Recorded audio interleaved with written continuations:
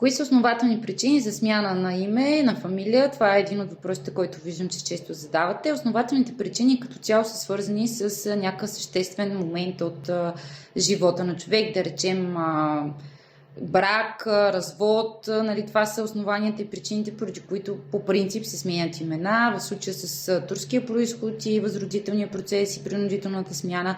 Нали, необходимо е да има някаква конкретна причина. Не просто не си харесвам името, не искам да нося името на дядо си, на баща си или някаква друга причина. Като цяло в България закона за гражданската регистрация строго регламентира по какъв начин се формулират имената, така че наистина трябва да има сериозна основателна причина, защото иначе съд просто ще откаже. Нали, аз нямам против да подадем искане за каквато и да е смяна на име, но нали, не е толкова лесно да се смени, колкото си мислите по принцип вие. Нали? Не ми харесва, не ме кеф или нещо подобно.